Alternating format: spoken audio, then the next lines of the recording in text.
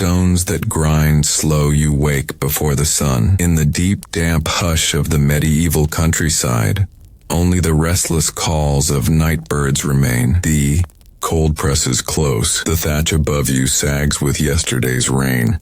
You reach for your tunic. It's scratchy, heavy, and smells faintly of damp flour and stale sweat, and you begin your day not as a lord or knight, but as a miller. The life of a miller in the high Middle Ages wasn't one of privilege, despite the importance of the job. Bread, the backbone of medieval diets, needed flour, and flour required mills. Water mills, those slow-turning, moss-streaked structures on the edge of streams and rivers, were essential engines of medieval life, but their operation was anything but simple. In the early 13th century, across most of Western Europe, milling was not an independent trade. You, the miller, did not own your mill. It was part of the manorial estate. Under the feudal system, the lord owned the land, the mill, the bakery, and you, peasants, those ragged figures with calloused hands and weather-lined faces, were compelled to grind their grain at your mill and nowhere else. They paid dearly for the privilege, with a cut of their grain going to the lord and to you as your toll. This toll, always controversial, cast the miller in a suspicious light. Even though your fingers were as cracked and gnarled as any peasant's, and you worked long, punishing hours, you were seen as a necessary villain, close to the lord, but not quite above the peasant. The day begins with checking the sluice. You control the wooden gate that diverts river water toward the wheel. It must be angled just right. Too little force, and the wheel won't turn the stones. Too much, and the entire mechanism might collapse. You check the leat, the mill stream, walking its length with a wooden staff poking through mud and reed. The air smells green, wet, and old. Back inside the mill, the grindstones await. Two massive discs of quarried stone. The lower one is stationary. The upper one spins, slowly, groaning and growling as it chews through wheat, barley, or rye. You must dress the stones regularly, chiseling their grooves to ensure a good grind. It is dusty work, and the fine flour hangs in the air, irritating your lungs and coating your hair and beard with a ghostly powder. Grinding grain is about balance. You adjust the hopper, the wooden funnel feeding grain into the stones, and listen closely. Too coarse and the bread will be gritty. Too fine, and the flour might catch fire from friction. Yes, medieval mills sometimes burned down from flour dust explosions. A slow disaster that took lives with little fanfare, and no song. A peasant arrives with his sack of barley, the weight bending his back unnaturally. You greet him with a nod. His hands, like yours, are dry and rough. He doesn't speak much. The transaction is simple. He empties the sack. You grind, you take your cut. But even now, after years of routine, he eyes you with suspicion. Did you take a handful more than your due? Is that bag just a little lighter? You can't blame him. Some millers do cheat. It's a common enough sin in the eyes of the church. But you, with your aching joints and fading eyesight, are just trying to survive. You don't cheat, at least not much, and when you do, it's not out of greed but necessity. The Lord Steward comes by every fortnight to demand his share. If it's short, it's your neck on the line. Once a fellow miller was tied to his grindstone and drowned in his own mill race after cheating a knight's retainer. The rumor spread fast. Millers are not above the law, nor beyond the reach of vengeance. Back inside, the rhythm of the mill takes over. The water wheel churns, turning gears, carved from oak and ironwood. They whine and creak, straining with each rotation. The entire mill shudders as the stones grind on. Outside, the world changes slowly. Peasants hoe their fields. The manor house remains aloof, a dark shape on the rise. The church bell rings, none too gently, reminding you of the next tithe, the next confession, the next reckoning. Sometimes you think of the monks who first built the watermill centuries ago, ingenious minds cloaked in robes who turned rivers into machines.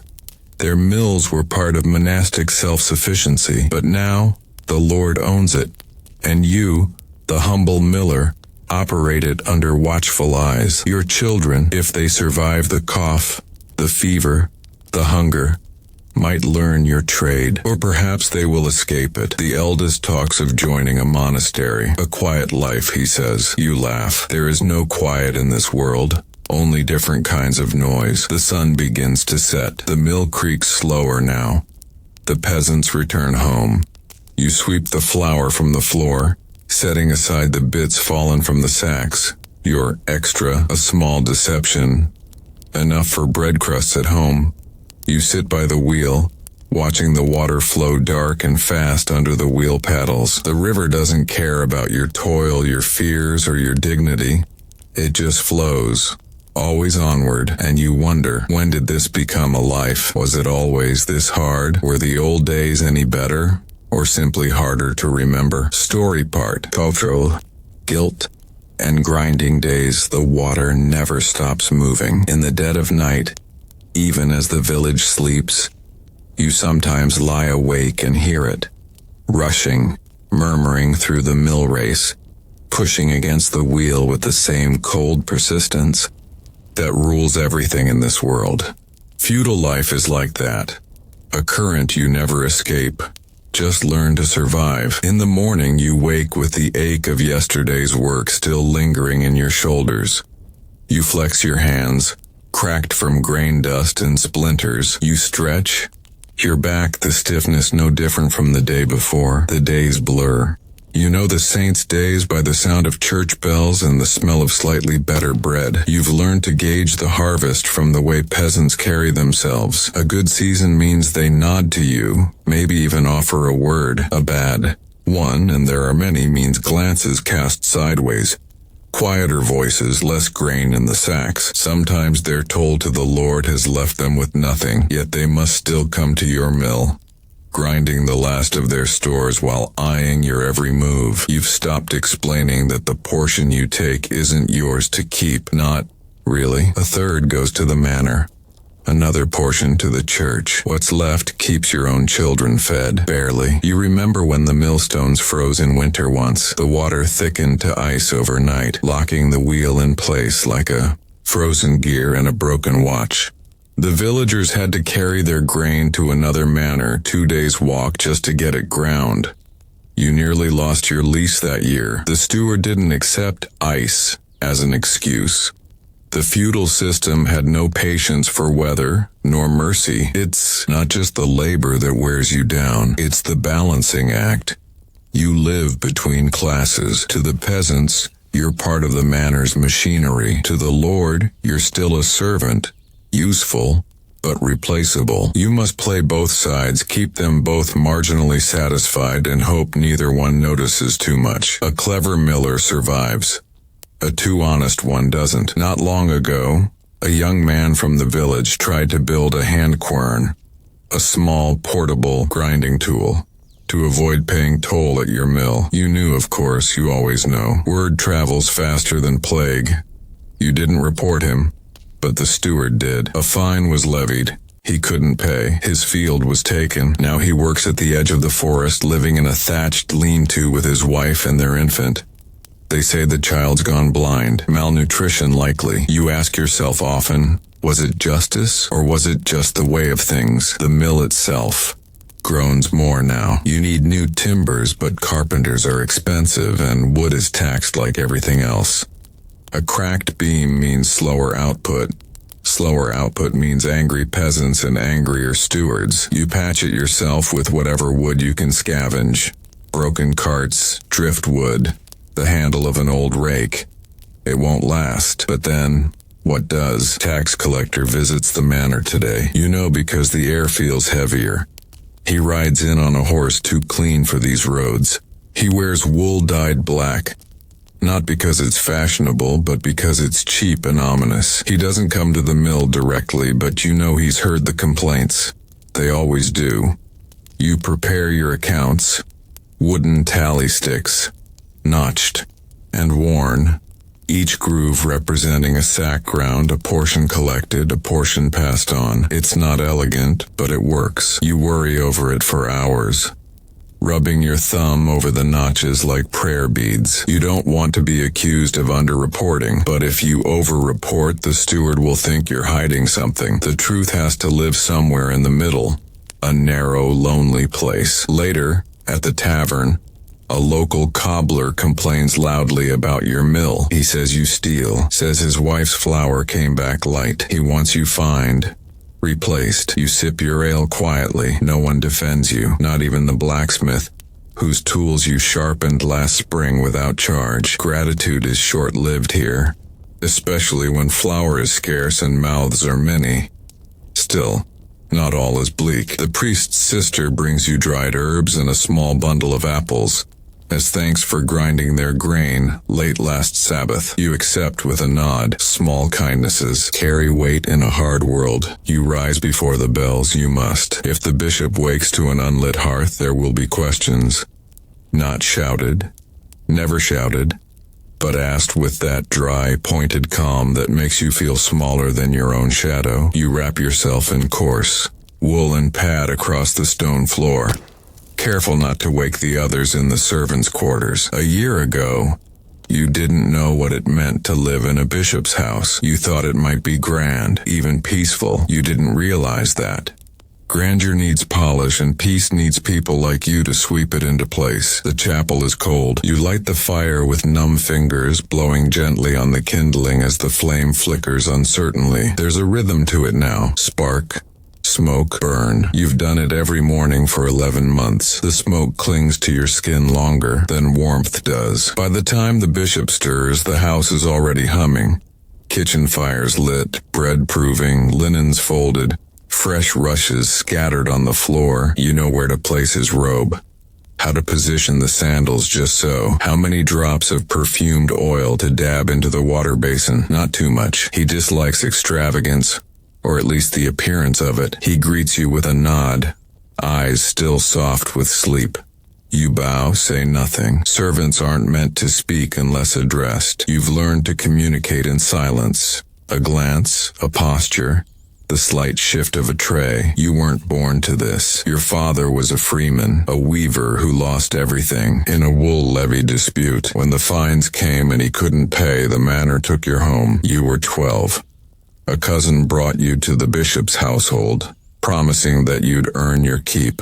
That was nearly a year ago. The bishop's household isn't large, but it is precise. Every action matters. A mislaid spoon is a sin. A missing candle, unpardonable. You once saw a cook dismissed over a fish that had turned, not by much, but enough to offend a visiting prior.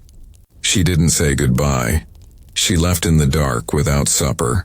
The bishop is a kind man, as such men go. He doesn't strike, he doesn't curse, but his expectations are unshakable like the stone walls of the cathedral. He expects grace in silence, perfection in the mundane, and so you give it. Washing, folding, bowing, lighting, sweeping, again and again. You've learned much, though. How to speak Latin prayers phonetically, even if you don't know their meaning. How to hold your posture before a noble. How to serve a meal in 8 careful steps. You've seen scrolls, dozens of them, filled with dense writing you cannot read but can admire.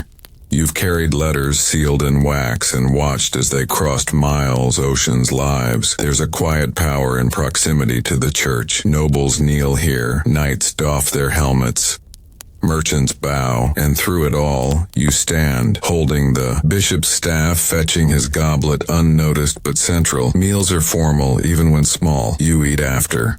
Always after. You and the other lower servants gather in the back hall.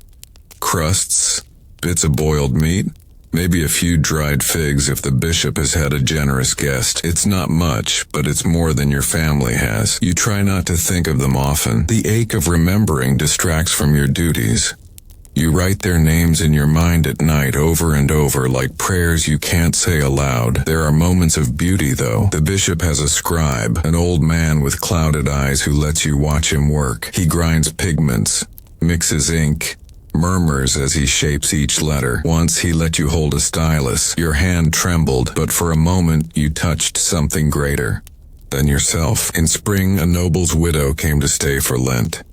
She brought music, real music, harp, voice, even a dulcimer played by her servant. You remember standing behind the hall doors, the sound flowing through you like warm wind. It was the only time you cried in this house, and no one saw. Now it is Advent. The year draws to a close and you remain. You've lasted longer than most.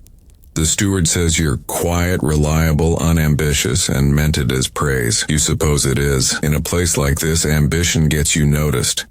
And getting noticed is a risk. There are other servants, of course. Some you trust, some you avoid. The cook's assistant is sly and talks too much. The laundress is kind when she isn't tired, which isn't often. The steward is the axis around which the house spins. He sees everything, forgets nothing. If the bishop is the soul of the house, the steward is its spine. One night, while cleaning the bishop's study, you find a book left open, Latin, again. You can't read it, not truly, but you recognize the shape of a psalm. You run your fingers gently across the page, careful not to smudge the ink. A whisper stirs behind you. The steward, watching. You freeze. He doesn't scold, just steps forward and says, "Curiosity's no sin, but leave the pages to those who can read them." Then he walks away. You nod to his retreating back, heart still hammering. In the cold weeks of late December, illness creeps in. The scribe takes to bed, coughing wetly. The bishop prays over him, lips moving in quiet desperation. You watch from the doorway, unseen. You are given more duties now. Letters to deliver, fireplaces to tend. The bishop seems older, wearier. His hands shake slightly when he lifts the chalice. He begins to lean on you more, lightly, indirectly, but noticeably. You help lace his vestments, you adjust his chair. He does not thank you, he never has. But one day he says quietly, "You do your work well." It is the only praise you've heard from him. It is enough. And then suddenly, a letter arrives, sealed with the sigil of the archdeacon. The bishop reads it.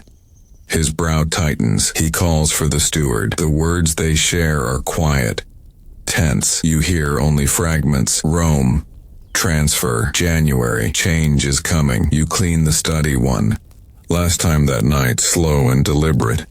The fire flickers low. The door creaks faintly in the wind, and you think to yourself, what becomes of a servant when the master changes? Does the house remain the same? Or do we all move with him? Shadows shifting on ancient stone. The bishop is leaving. The news spreads quietly, like spilled ink soaking through parchment. No bells toll, no proclamations are made, but servants know. They always know. The signs are everywhere. Trunks brought down from the attic. The steward muttering lists. The bishop's favorite chalice wrapped in cloth and hidden from sight. You listen more than you speak. It's the safest way to survive in a place like this, among clergy and stewards, in a house where silence is currency. In the first week of January, the bishop will be gone, reassigned to a northern diocese near the sea. The sea, you've never seen it, and likely never will. The question that hums beneath the surface, who will take his place? Some say the archdeacon himself. Others say a new man, one tied to a noble house. That worries the steward. You can see it in the way he measures every step, every word, as if rehearsing his role anew. For the rest of you, the question is simpler. Will we still have work? No one answers. The steward won't say. The bishop, kind though he is, will not interfere. His departure is gentle but final, like a candle being snuffed after a long vigil. Still, you do your duties. The chapel must be cleaned. The vestibule must be swept. The bishop's letters must be copied and sealed. The scribe has returned to his seat, though his cough echoes like a cracked bell. You help him now, not with the writing, you still can't, but with the mixing of ink, the careful slicing of vellum, the cutting of quills. The tools are familiar now. Iron gall ink, made from oak galls and rusted nails. Pounce powder to dry the wet letters. A knife for scraping away mistakes. Each step is slow, deliberate. The old scribe shows you how to carve a tidy nib, How to test it on a scrap. His fingers tremble, but his eyes remain sharp. One evening he lets you trace a line with his hand over yours. It is awkward, stiff. The letter you form is a shaky D. You look at it, unsatisfied, but he says, it's not bad. It means you care. He gives you a name. The initial belongs to a psalm about longing. You don't remember the Latin, only the feeling it carried. A thirst for something just out of reach. Meanwhile, the bishop begins to pare down his life. He gives away some of his garments to the poorer clerics. He leaves coins with the cook and the laundress. To the steward he gives a book of accounts, annotated in his own careful hand. And, to you, nothing. At least not at first. You begin to wonder if he'll even acknowledge your service. After all, you're just a shadow, one of many. Your hands might have poured his water, but that doesn't mean he saw you. The kitchen, once lively, has grown quieter. The cook bakes fewer loaves. The meat portions shrink. The servants eat in silence. No one wants to be the one left behind, or worse, turned out. Even a bishop's house, holy as it is, must run on coin. One evening the steward calls you aside. His tone is clipped, but not cruel. You'll stay through the transition. He says. You nod. You don't ask for more. You're too relieved. He pauses, then adds, there may be need for steadiness. You've proven useful. It's not warmth, but it is respect in its own way. That night you dream of candles. Hundreds of them, each one lighting as you pass, casting long shadows on books you cannot read. Days pass. Snow dusts the roof like flour. The bishop holds his last mass in the chapel. The air is thick with incense. He sings the liturgy himself, voice strong despite the winter's chill. You serve in silence, standing beside him as the congregation kneels. You hold the censer, the silver swinging in slow arcs, smoke rising like prayer. Afterward, the bishop returns to his study. You follow. He sits by the hearth, eyes on the flames. Without turning, he says, you've learned more than I expected. You wait, that's always the right choice. He gestures to a wrapped bundle on the table. You step forward, unwrap it. Inside, a worn psalter, not illuminated but well cared for, margins full of tiny notations. It's not valuable, he says. But I thought you might want it. You've watched it closely enough. You run your fingers along the leather. The cover is soft from years of use. Do you know your letters? He asks. Not yet. You say. Good. He replies. That means you still can. He doesn't say anything else. You bow. Take the book. Step out into the hall. That night you don't sleep. You study the pages in firelight, eyes tracing every curve of the script. You still can't read it, but you know the shape of it, the rhythm, the promise. A week later, the bishop departs. His carriage creaks along the frozen road. The servants gather at the gate. He blesses the steward, the cook, even the scribe. When he reaches you, he simply nods. The new bishop arrives days later, younger, sharper. He brings his own clerks, his own rules. The steward remains, though subdued. The routines shift. Meals are stricter. The chapel now demands more polish, but you remain, not as the lowest servant now, but as the one who remembers how the house used to breathe. The new bishop doesn't dismiss you. In fact, he seems barely to notice you. That's fine. You keep your head down, your ears open. You keep the psalter hidden in your chest. Every night you open it. Every night you try to sound out one word, and in time something strange happens. One of the new clerks falls ill. Temporary, they say, a fever. The steward comes to you, asks if you'll deliver letters to the priory, just for a while. You nod. You don't say what you're thinking, that this task, the carrying of words, feels like something more than service. A beginning, perhaps. A page turning. But even beginnings are uncertain. After all, what use is a book to someone who cannot yet read it? And what does it mean to know the form of power but not its language? You rise before the bells. You must. If the bishop wakes to an unlit hearth, there will be questions. Not shouted, never shouted, but asked with that dry, pointed calm that makes you feel smaller than your own shadow. You wrap yourself in coarse, Woolen pad across the stone floor, careful not to wake the others in the servants' quarters. A year ago, you didn't know what it meant to live in a bishop's house. You thought it might be grand, even peaceful. You didn't realize that grandeur needs polish and peace needs people like you to sweep it into place. The chapel is cold. You light the fire with numb fingers, blowing gently on the kindling as the flame flickers uncertainly. There's a rhythm to it now. Spark, smoke, burn. You've done it every morning for 11 months. The smoke clings to your skin longer than warmth does. By the time the bishop stirs, the house is already humming. Kitchen fires lit, bread proving, linens folded, fresh rushes scattered on the floor. You know where to place his robe, how to position the sandals just so, how many drops of perfumed oil to dab into the water basin. Not too much. He dislikes extravagance, or at least the appearance of it. He greets you with a nod, eyes still soft with sleep. You bow, say nothing. Servants aren't meant to speak unless addressed. You've learned to communicate in silence. A glance, a posture, the slight shift of a tray. You weren't born to this. Your father was a freeman, a weaver who lost everything in a wool levy dispute. When the fines came and he couldn't pay, the manor took your home. You were 12. A cousin brought you to the bishop's household, promising that you'd earn your keep. That was nearly a year ago. The bishop's household isn't large, but it is precise. Every action matters. A mislaid spoon is a sin.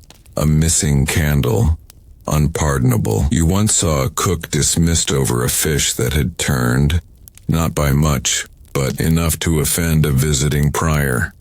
She didn't say goodbye. She left in the dark without supper. The bishop is a kind man, as such men go. He doesn't strike, he doesn't curse, but his expectations are unshakable like the stone walls of the cathedral. He expects grace in silence, perfection in the mundane, and so, you give it. Washing, folding, bowing, lighting, sweeping. Again and again. You've learned much, though. How to speak Latin prayers phonetically even if you don't know their meaning. How to hold your posture before a noble. How to serve a meal in 8 careful steps. You've seen scrolls, dozens of them, filled with dense writing you cannot read but can admire. You've carried letters sealed in wax and watched as they crossed miles, oceans, lives. There's a quiet power in proximity to the church. Nobles kneel here. Knights doff their helmets. Merchants bow. And through it all, you stand, holding the bishop's staff, fetching his goblet, unnoticed but central. Meals are formal even when small. You eat after, always after. You and the other lower servants gather in the back hall. Crusts, bits of boiled meat, maybe a few dried figs if the bishop has had a generous guest. It's not much, but it's more than your family has. You try not to think of them often. The ache of remembering distracts from your duties. You write their names in your mind at night over and over like prayers you can't say aloud. There are moments of beauty, though. The bishop has a scribe, an old man with clouded eyes who lets you watch him work. He grinds pigments, mixes ink, murmurs as he shapes each letter. Once, he let you hold a stylus. Your hand trembled, but for a moment, you touched something greater than yourself. In spring, a noble's widow came to stay for Lent. She brought music. Real music. Harp, voice, even a dulcimer played by her servant. You remember standing behind the hall doors, the sound flowing through you like warm wind. It was the only time you cried in this house, and no one saw. Now it is Advent. The year draws to a close and you remain. You've lasted longer than most. The steward says you're quiet, reliable, unambitious, and meant it as praise. You suppose it is. In a place like this, ambition gets you noticed, and getting noticed is a risk. There are other servants, of course. Some you trust. Some you avoid. The cook's assistant is sly and talks too much. The laundress is kind when she isn't tired, which isn't often.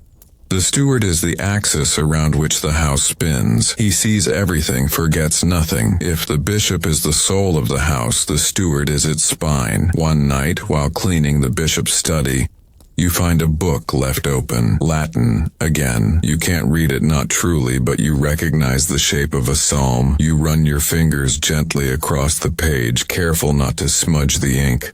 A whisper stirs behind you. The steward, watching. You freeze. He doesn't scold, just steps forward and says, "Curiosity's no sin, but leave the pages to those who can read them." Then he walks away. You nod to his retreating back, heart still hammering. In the cold weeks of late December, illness creeps in. The scribe takes to bed, coughing wetly. The bishop prays over him, lips moving in quiet desperation. You watch from the doorway. Unseen, you are given more duties now. Letters to deliver, fireplaces to tend. The bishop seems older, wearier. His hands shake slightly when he lifts the chalice. He begins to lean on you more. Lightly, indirectly, but noticeably. You help lace his vestments, you adjust his chair. He does not thank you, he never has. But one day he says quietly, "You do your work well." It is the only praise you've heard from him. It is enough. And then suddenly, a letter arrives, sealed with the sigil of the archdeacon. The bishop reads it. His brow tightens. He calls for the steward. The words they share are quiet, tense. You hear only fragments. Rome. Transfer. January. Change is coming. You clean the study one. Last time that night, slow and deliberate. The fire flickers low. The door creaks faintly in the wind. And you think to yourself, what becomes of a servant when the master changes? Does the house remain the same, or do we all move with him, shadows shifting on ancient stone? The news spreads quietly, like spilled ink soaking through parchment. No bells toll, no proclamations are made, but servants know. They always know. The signs are everywhere. Trunks brought down from the attic. The steward muttering lists. The bishop's favorite chalice wrapped in cloth and hidden from sight. You listen more than you speak. It's the safest way to survive in a place like this. Among clergy and stewards in a house where silence is currency. In the first week of January, the bishop will be gone, reassigned to a northern diocese near the sea. The sea.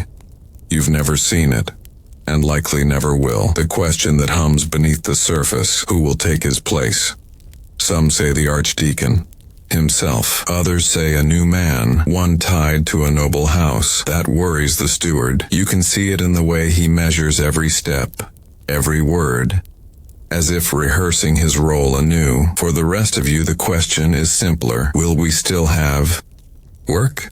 No one answers. The steward won't say. The bishop, kind though he is, will not interfere. His departure is gentle but final, like a candle being snuffed after a long vigil. Still, you do your duties. The chapel must be cleaned. The vestibule must be swept. The bishop's letters must be copied and sealed. The scribe has returned to his seat, though his cough echoes like a cracked bell. You help him now, not with the writing, you still can't, but with the mixing of ink, the careful slicing of vellum, the cutting of quills. The tools are familiar now. Iron gall ink, made from oak galls and rusted nails, pounce powder to dry the wet letters, a knife for scraping away mistakes. Each step is slow, deliberate. The old scribe shows you how to carve a tidy nib, how to test it on a scrap. His fingers tremble, but his eyes remain sharp. One evening, he lets you trace a line with his hand over yours. It is awkward, stiff. The letter you form is a shaky D. You look at it unsatisfied, but he says, "It's not bad. It means you care." He gives you a name. The initial belongs to a psalm about longing. You don't remember the Latin, only the feeling it carried. A thirst for something just out of reach. Meanwhile, the bishop begins to pare down his life. He gives away some of his garments to the poorer clerics. He leaves coins with the cook and the laundress. To the steward, he gives a book of accounts annotated in his own careful hand, and to you, nothing. At least not at first. You begin to wonder if he'll even acknowledge your service. After all, you're just a shadow. One of many. Your hands might have poured his water, but that doesn't mean he saw you. The kitchen, once lively, has grown quieter. The cook bakes fewer loaves. The meat portions shrink. The servants eat in silence. No one wants to be the one left behind. Or worse, turned out. Even a bishop's house, holy as it is, must run on coin. One evening, the steward calls you aside. His tone is clipped but not cruel. You'll stay through the transition, he says. You nod. You don't ask for more. You're too relieved. He pauses, then adds, there may be need for steadiness. You've proven useful. It's not warmth, but it is respect in its own way. That night you dream of candles. Hundreds of them.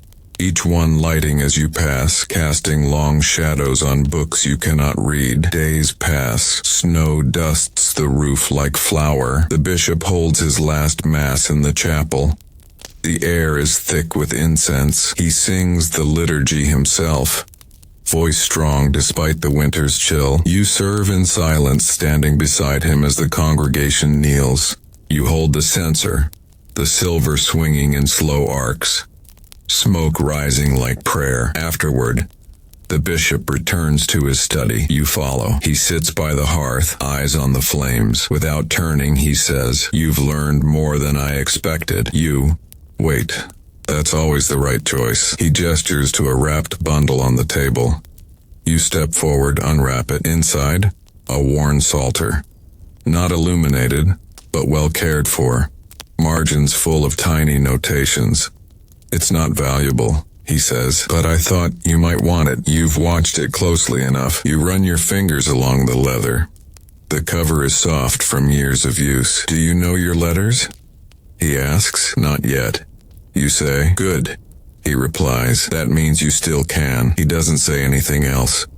You bow, take the book, step out into the hall. That night, you don't sleep. You study the pages in firelight, eyes tracing every curve of the script. You still can't read it, but you know the shape of it, the rhythm, the promise. A week later, the bishop departs. His carriage creaks along the frozen road. The servants gather at the gate. He blesses the steward, the cook, even the scribe. When he reaches you, he simply nods. The new bishop arrives days later, younger, sharper. He brings his own clerks, his own rules. The steward remains, though subdued. The routines shift. Meals are stricter. The chapel now demands more polish. But you remain, not as the lowest servant now, but as the one who remembers how the house used to breathe. The new bishop doesn't dismiss you. In fact, he seems barely to notice you. That's fine. You keep your head down, your ears open. You keep the psalter hidden in your chest. Every night you open it. Every night, you try to sound out one word, and in time something strange happens. One of the new clerks falls ill. Temporary, they say. A fever. The steward comes to you, asks if you'll deliver letters to the priory just for a while. You nod. You don't say what you're thinking. That this task, the carrying of words, feels like something more than service. A beginning, perhaps. A page turning. But even beginnings are uncertain. After all, what use is a book to someone who cannot yet read it? And what does it mean to know the form of power but not its language? Winter holds the city in its palm, breath freezing on every stone, every sill. The bishop's house, newly quiet, newly sharpened under its young master, no longer hums as it did under the old one. But it endures, as do you. By now the rhythm is yours. You wake before the bells. You move through corridors in silence. You carry letters to and from the priory, sometimes across the cathedral square, sometimes farther. Small villages where the local priest might hand you a loaf of black bread and call it payment. You never refuse. A loaf is a kindness. You've learned to accept them without pride. The letters are a strange sort of comfort. Though sealed and unreadable, they connect places, people. You touch a thread that runs through lives more powerful than yours, and you begin to sense how those lives are structured. Who addresses whom, who sends wax-red orders, and who receives them with trembling hands. You don't speak of the psalter. It remains wrapped, hidden in your chest with a smooth stone from the old bishop's garden. A stone you picked up without knowing why. Sometimes on cold nights when even the fire won't take, you open the book. You trace the script slowly. like a fingertip down the spine of something living. The steward catches you once. You think he'll scold you or worse, but instead, he nods toward it and says, "Have you made progress?" You hesitate, then, a little. He says nothing more but begins from that night forward to leave scraps of parchment in your work quarters. Words, names, letters. You don't ask if it's a test. It is, but not one meant to punish. By mid-spring, you can recognize the names of saints not by memory but by shape. Agnes, Benedict, Jerome. You don't say them aloud, but you know them. The clerks continue to come and go. One notices that you file parchment carefully, return it in perfect order. Another observes how you handle correspondence without smudging or breaking a single seal. And then, on a damp Thursday, in May, the new bishop asks for you by name. You've never spoken to him directly before. His voice is even clipped. He's not unkind, but he is distant. "I'm told you're careful with letters," he says. You nod. "That is safest." He slides a scroll across the table. "This needs to go to the priory at Lichfield. Today. Don't delay. There's coin in it." You bow, take the scroll, and depart at once. The walk is long. 6 miles. You stop only once to drink from a spring near a mossy tree. You deliver the letter without incident, returning just before dark. When you enter the house, the steward is waiting. He holds another parchment, this one unsealed. "I want you to copy this," he says. You blink. "I don't." "You will." He hands you ink, a sharpened quill, and leaves. The first attempt is poor. Slanted letters, uneven spacing. The second is better. You don't know what the words mean, but you copy them with care. The steward returns. He nods once. "Again tomorrow," he says. The next few months blur into a new rhythm. Fire, errands, ink, study. Your duties expand. You now assist with the chapel registers, logging mass offerings and feast day preparations. You are not a scribe. Not yet, but you are a servant trusted to handle the written word. You begin to dream in letters. Not words, just the shapes. A, with its tented spine. G, like a curled hook. S, smooth as a winding river. Sometimes, you catch yourself whispering the Latin phrases from the Psalter. Even if you only half understand them, they comfort you the way a fire's crackle does. Steady, ancient, indifferent. The old scribe dies in August. It happens quietly. No one cries, not aloud. He is buried behind the chapel in a grave lined with stone and prayers. You are given his inks, his knives, his chair. It isn't an appointment.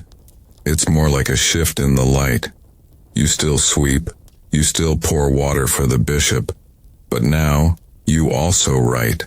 Not decrees, not scripture, but names, dates, quiet things. You do not pretend to be more than what you are, but you've moved. And that movement matters. By winter, the bishop requests you more often. "Write to the abbot," he says. "Convey our thanks." He dictates. You listen. You write carefully, slowly. The steward oversees your work, correcting only now and then. He says little, but one day he mutters, "You've kept your head down. That's why you're still here." You don't respond, but you know he's wrong, at least partly. You're still here because you learned, because you watched, because you never stopped looking for meaning in the spaces others ignored. Years later, when the new bishop is called to court, he brings his own scribes. You aren't surprised, you remain behind. The house again passes hands, but now when the bells ring, you are the one who checks the scrolls. You are the one who logs the offerings, writes the inventories, prepares the guest lists. You are still a servant, but you are a servant who reads, who writes, who remembers. And sometimes on quiet evenings, you open the Psalter. You read a full page, now halting but whole. You read the words of the psalm the old scribe once mentioned. Sicut servus desiderat ad fontes aquarum, as the deer longs for the water streams. You do not cry, but you do sit very still.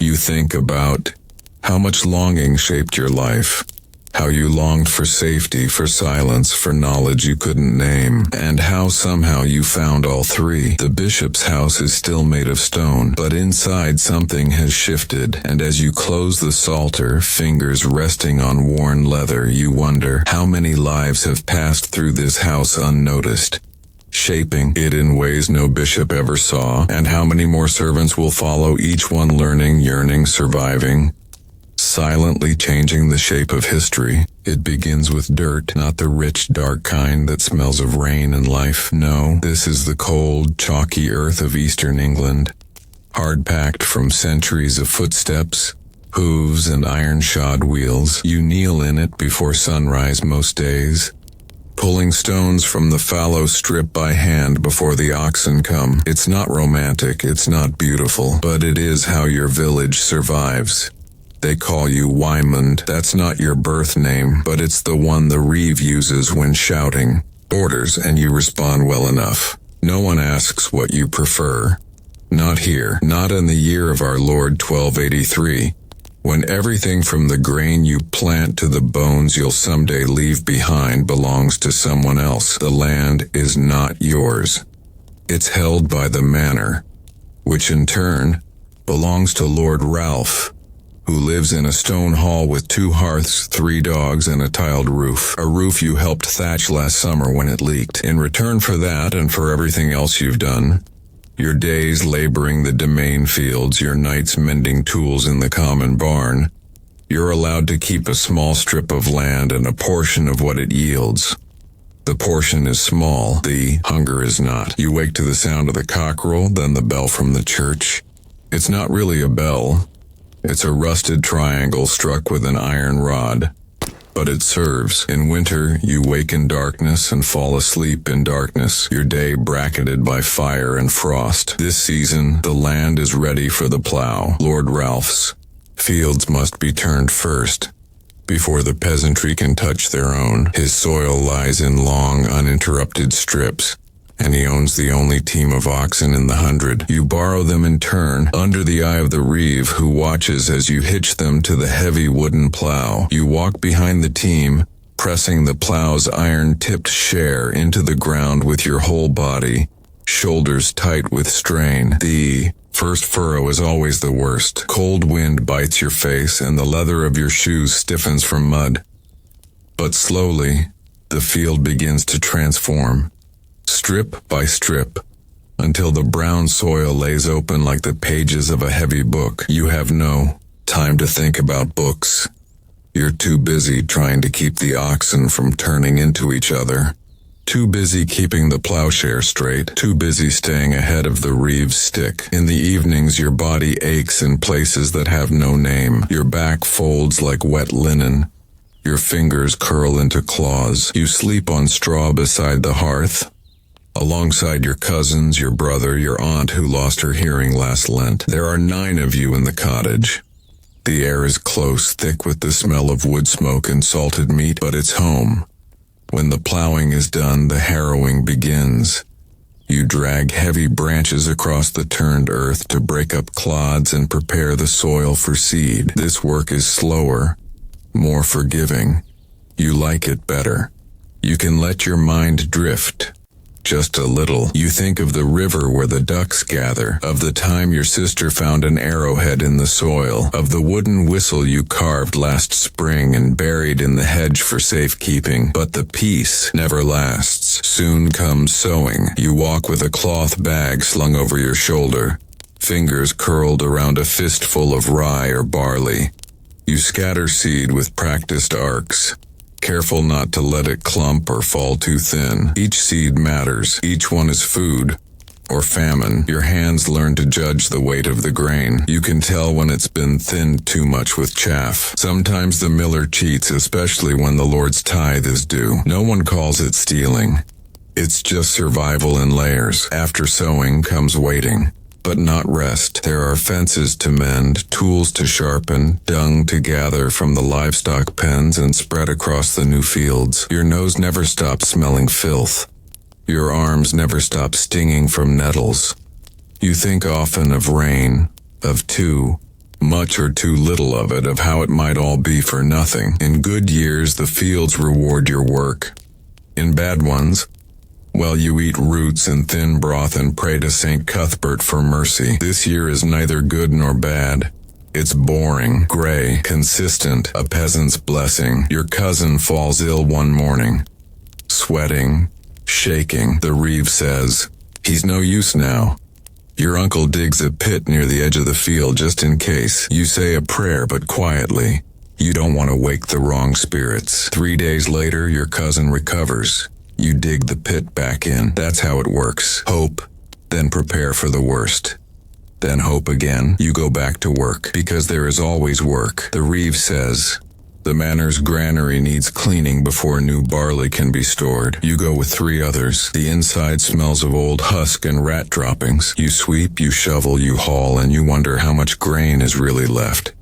The Lord's stores always look full. Yours never do. One day the steward's horse slips on a patch of mud near the stream. You're the one who pulls the animals. Leg free, using only a stump and some rope. The steward nods. He says nothing more. But a day later, you receive a crust of cheese from the manor kitchen. A reward. You share it with your siblings. They look at you like you've turned into a bishop. Late spring brings lambing. The ewes struggle with their births, as they do most years. You help when you can, though the shepherd prefers solitude. You learn to tie the twine, to breathe into a cold lamb's mouth until it stirs. That night, as you eat cold beans from a wooden bowl, you realize you've kept something alive. Not a crop, not a tool, a life. You don't tell anyone. You're not sure they'd believe it mattered. One morning, you find a strip of land near the edge of the field turned over. The soil dark and loose. Someone's been planting extra grain off the record. The reeve doesn't know. You cover the patch without comment. You're not a fool. You know better than to question another man's hunger. But it makes you wonder. About rules, about land, about what might happen if you were the one planting in secret. Of course, it's not allowed. Everything you touch, everything you do, is part of a system that began long before you were born, and will continue long after you're buried. You're a cog in a great wooden wheel that turns only when the fields are fed. Still, you remember the feel of that dark soil. You remember how it clung to your fingers. And you wonder, what would happen if a peasant chose not to serve the land, but to own it? Would the kingdom notice? Would it stop turning? Or would it quietly go on? Just like always, the wheat rises like a promise, green blades pushing through the brown earth by early May. From a distance, it looks like nothing, soft fuzz over the land. But to you, each stalk is a survival wager. You've scattered the seed, watched the sky, counted the crows. Now you wait. This is the hardest part. Not the work, the waiting. You still wake with the birds. You still pull stones from the paths, repair fences, and carry dung to the fields. But the major labor is done for now. And so the village shifts into its other duties. Taxes, service, and observance. The steward walks the land with a parchment and charcoal stick, counting heads of livestock, inspecting the furrows. When he visits your holding, he jots something and walks on. You never see what's written, but 2 days later the reeve arrives to inform you that your family owes 3 hens, a sheaf of oats, and 6 days' labor in the manor orchard. You don't argue. No one does. The law is not something written for you. It's simply something you endure. The orchard isn't terrible work, just long. You spend your time collecting wind-fallen apples, trimming brambles, and listening to the steward explain grafting. He says it like a priest giving a sermon. Cut a branch from one tree, bind it to another, and if you do it right, the old tree bears new fruit. You think about that more than you probably should. That night, after the orchard, you sit by the fire with your brother and talk about grafting. Not apples. People. Do you think we could graft ourselves onto something else? He asks. You don't answer, but the question settles deep. Summer arrives heavy and fast. The wheat turns gold. Barley. Heads bow under their own weight. The crows grow bolder. and you take shifts with the village boys, driving them off with clappers and shouted threats. The manor mill works day and night now. The sound of the grindstone is constant, rising over the trees like a slow, steady heartbeat. You hate it. It means harvest is near, and with harvest comes the reckoning. In theory, you get to keep your share of the grain. In practice, your portion arrives only after the Lord's tithe, the church's tenth, and the steward's discretion. Every year you hope. Every year it is just enough, sometimes less. The day of reaping arrives in a breathless stretch of heat. You walk the fields with a sickle, bending, cutting, gathering, over and over like prayer. The rhythm is in your bones now. Reach, slice, gather, tie. Reach, slice, gather, tie. The women bundle sheaves. The children carry them. The reeve counts, each one aloud. You remember the first harvest you worked? You were 12. Your hands blistered after 2 hours. Your father told you to wrap them in sheep's wool and ash. You did and kept cutting. You didn't cry until night. This year, you don't blister. Your hands are hard, not just calloused.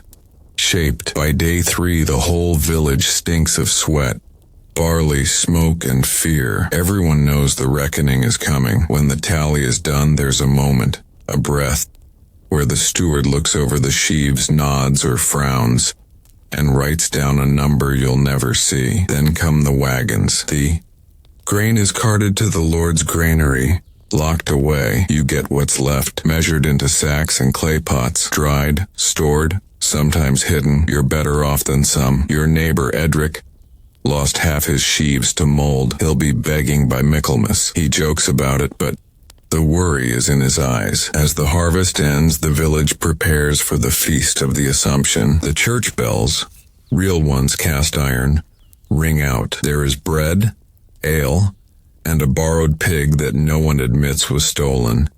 You eat until your stomach aches. You laugh, you drink, and that night, lying under the stars outside the cottage, your sister asks, "Is this the best it gets?" You don't answer again, but you think of the steward, of the orchard, of the words no one says aloud. You begin noticing changes. A boy down the lane starts working directly for the reeve. Not in the fields, but inside the manor house. You see him carrying parchment. One day he tells you he's learning numbers. How? You ask. He shrugs. The steward says, "I'm quick." He doesn't look sorry about it, just different. You start to wonder again. What separates you from him? Both peasants, both born in mud and thatch. But one will learn to count tithes. The other will keep dragging a hoe through clay. You try not to resent it, but something shifts. One Sunday, the reeve is short a man for the steward's ledger. He points at you. You fetch me the tablets from the chest. You don't know what you're doing, but you carry them carefully. The steward watches. "Set it here," he says. You do. Then, on impulse, what does it say? He narrows his eyes. You can read. You shake your head. "No, sir. Just curious." There's a long pause. Then, to your surprise, he says, "This one here lists every peasant's land holding. How many oxen? How many hens? How many days they owe." You glance at the page. Neat marks, slanted letters. "I see," you say, though you don't. "Every furrow accounted for," he mutters, more to himself than to you. Even if the fields forget, the page remembers. That stays with you. You start watching more closely. When the bailiff makes his rounds, when the clerk from the abbey visits with rolls of parchment, when the steward murmurs numbers to himself in the granary, every mark shapes the world. Every tally decides whether you eat or starve. The church holds records too. You sneak a peek once while helping sweep the nave. Names, births, deaths, all written down. Even your life is a line of ink somewhere, but not your voice. Not your story. Not yet. And you start to think, maybe that's what you want. Maybe you don't. Want a thatched roof or a bigger plot of land? Maybe you want a place in the story.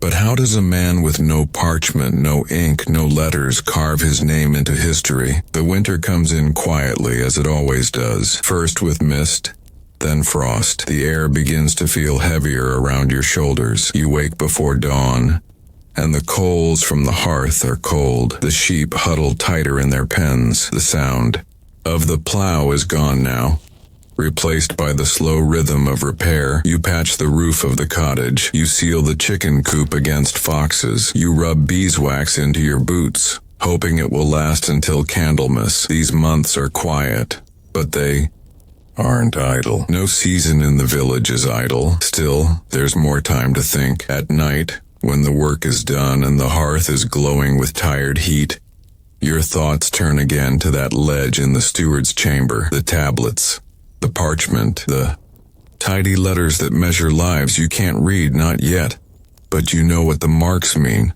You know that your life and your labor and even your death will be recorded, just not by you. So you begin to carve. You find a flat board behind the barn, half of a broken yoke. You smooth it down with a shard of sandstone. Then, with a nail pried from a ruined gate, you begin scratching symbols into the wood. Not real letters, just marks, things that mean something to you. The curve of a sickle, the dent of an ox hoof, a vertical line for every year you've worked the same strip of land. Your brother laughs when he sees it. What is that? Your will? You smile. Something like that. By the firelight, your sister asks, what if someone else finds it? You shrug. Then maybe they'll remember I was here. Winter drags on. 1 week, the river floods and soaks the lower fields. Another, a pig dies of cold. But your family survives. You trade dried beans for rushes. You share firewood with Edric, whose child is sick. No one writes these things down, but they happen. They matter. The steward sends word that all able men are needed to dig new drainage ditches near the pasture. You spend 5 days in mud up to your knees cutting channels with a spade. On the third day your foot slips and you fall hard. The pain in your leg blooms fast. Hot. You try to stand, but the bone is wrong. You're carried home on a door. Theodore, village healer, says it's not a clean break. You'll walk again, but not the same, not strong, not fast. The Reeve doesn't argue. He simply stops calling your name. For the first time in your life, the wheel turns without you. You spend long days sitting on a stool by the hearth watching others move. It drives you mad at first. Then it settles into something else. Clarity. You notice things now. How the steward always uses the same words at each inspection. How the clerk from the abbey carries 2 satchels, one for tithes, the other for letters. How the old Reeve scratches behind his ear when he lies. One day, the boy who now works with the steward brings a broken stylus to the cottage. He knows you're good with tools. You carve him a new one from ash wood and slip it into his hand. Do you think, you ask, you could show me how the letters work? He hesitates, then nods. It begins in secret. You learn that A looks like the roof of a house, that B is like the side of a cart, that C curves like the moon. You learn that words are just sounds in a row, and letters are how you hold them in place. You practice at night, scratching on bark, then on slate. You write your name, Wymond. You try others, Edric, Ralph, God. You begin to read simple lists, then short prayers, then the steward's tallies when the boy sneaks one to you, and with each line something shifts inside you, not pride, not even power, just understanding. The land still owns you. The seasons still rule your days, but now you see how it's all tracked, how the manor functions like a great machine, and writing is the oil that keeps it moving. Your father never read, nor your mother, nor their parents. But you, crippled now, half forgotten, bent like a storm-damaged tree, you are learning to read. You begin writing more of your own marks. You keep your board hidden, but you fill it slowly. 1 column for tasks completed, another for things owed, a third for your thoughts. Short, simple phrases. Barley, late this year. Reeve favors cousin Garant. Oxen, weaker. Need oats. It's not poetry. It's not law, but it is yours. One spring morning, a friar from the abbey visits the manor. He brings books bound in leather and iron. The steward shows him the new tallies, and your friend, the boy who once carried parchment, now reads the numbers aloud. You watch from a distance, half hidden behind the barn. The friar nods. He says something about accuracy, about useful minds. Then he asks a question. Are there any others here who might learn to read? The boy pauses, looks toward you, doesn't speak. Later you ask him why. He shrugs. Didn't seem the right time. You're not angry. You're grateful, strangely. The reading is yours now. Not a tool, not a service, a craft, a kind of quiet rebellion. Years pass, the limp never leaves, but you remain useful in other ways. You advise younger workers. You mend tools better than anyone, and when asked, you sometimes recite the old rules from memory. The steward grows old. The reeve dies. The boy becomes steward himself. One day, he leaves a slate on your doorstep. No message, just a fresh slate, clean and smooth. You pick it up, smile, sit by the hearth, and begin writing again. You don't change the world. You don't lead a revolt or win a war, but you leave behind something unusual, a record of a life no one thought worth recording. Years later, long after your death, a clerk cleaning out a storeroom finds the yoke board with the strange symbols. He doesn't understand all of them, but he recognizes letters, and he brings it to the friary. A friar, curious, reads the lines. They are simple, but careful. He smiles. This man, he says to no one in particular, was paying attention. The record goes into the abbey's archive, filed with the rest, but somewhere, deep beneath the layers of parchment and time, your mark remains, the mark of a peasant who plowed the land and chose, quietly, to write. Reflection. In a world where names were rarely written unless they carried wealth or title, some peasants still found ways to be remembered, though most of their lives vanished into soil and ash. A few scratched themselves into the margins, literally. Their traces, like faded plow lines across forgotten fields, remind us that history wasn't just shaped by kings and conquests, but by those who bent their backs to the land and dared to leave a mark. You notice it first one morning as you wash your hands in a basin outside the chapel, a small patch the color of milk on your right thumb. You rub it hard with your sleeve. It doesn't flake off. It doesn't sting. It just is. You don't mention it. Everyone has something wrong with them in the village. Bad knees, missing teeth, a foot that turns inwards. But this is different. You know deep down that something has shifted. Still, you go to morning prayer. You kiss the crucifix and cross yourself. The chapel smells of wood smoke and old wool. You kneel beside your sister and sing the canticle in a voice you barely believe belongs to you anymore. That spot doesn't hurt. It just feels wrong, as if your skin no longer belongs entirely to you. You go about your duties, digging turnips, chasing geese, scrubbing the Lord's chamber pots on your weekly service day. But in quiet moments you look at that thumb. Over the next week, more patches appear, small numb spots on your forearms and cheeks. When your sister touches your face one night, she recoils. You're cold, she says. You nod. A month later, you're gone. There is no grand ceremony when someone is declared a leper. The word itself is usually avoided. No one wants to speak it aloud. Instead, there is a slow unwinding of the threads that tie you to the village. First, you're asked not to come to Mass. Then your portion of the communal bread is left at the edge of your door instead of handed to you. The steward informs you, carefully as if explaining it to a child, that you are to take rest elsewhere. Per order of the bishop. You know what this means. You are unclean. You are no longer a person.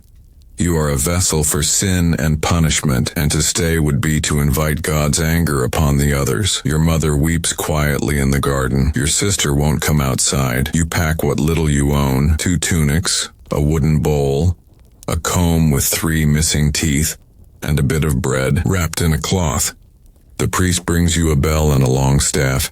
He gives them to you without meeting your eye. You must ring it if anyone approaches, he says, so they may know. He blesses you, mumbles words about St. Lazarus and the great mercy of Suffering, he says it kindly. You want to believe he means it. Then you are led away, beyond the tree line, beyond the fields, to a place where the land begins to forget people ever lived there. Your new home is a hut of stone and moss, half sunken, half standing. There are two other figures living there already. They do not speak for the first day.